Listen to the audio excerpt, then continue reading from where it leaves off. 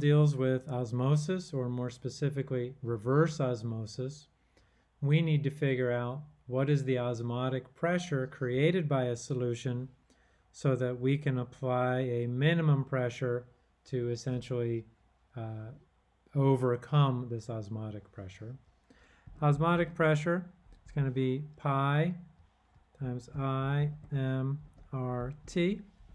where this is a version of the ideal gas law of sorts. Pi is the osmotic pressure, I is the Van't Hoff factor, which for magnesium chloride, which breaks up into 3 parts, I will be 3. Since this is the ideal, based on the ideal gas law, this will be the 0.08206, and we have a temperature, good.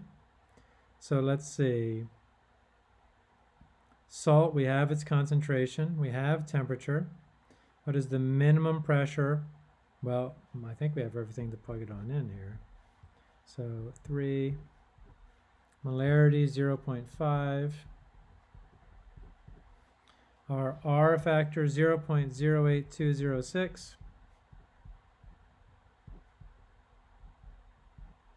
And T, 32 degrees Celsius. Of course, we're going to convert that into Kelvin, especially since we have our Kelvin units right there. I get 305 Kelvin.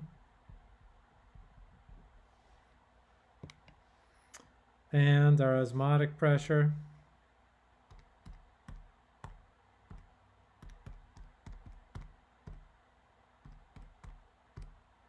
(37.5 atmospheres). 37.54.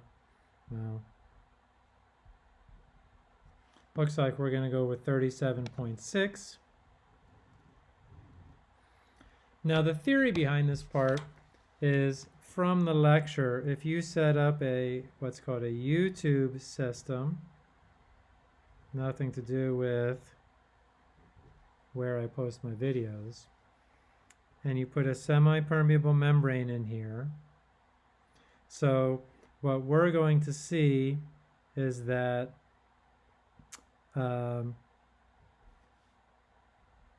at equilibrium, the side with the salt on it, 0.500 molar magnesium chloride, and just pure water. So the pressure difference here is going to, or let's say this, the concentration of the solute here is going to mean that water from the other side is going to flow into this side to create a system where there's a height difference. This height difference will be equivalent to 37.5 atmospheres of pressure, which for water is a very large height. So this picture is not drawn to scale. But what we're talking about is if you then wanted to force water through this semi-permeable membrane,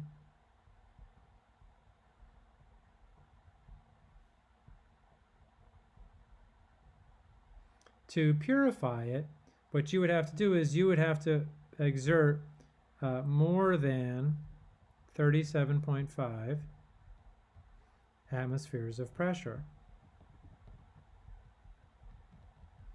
But if you could get that much pressure, and it's not that hard to get, you could purify the water and end up with, by creating pure water, which reverse osmosis, I don't know about you, but we're on a well system, and we have water that comes in pretty hard, meaning it has a lot of minerals in it.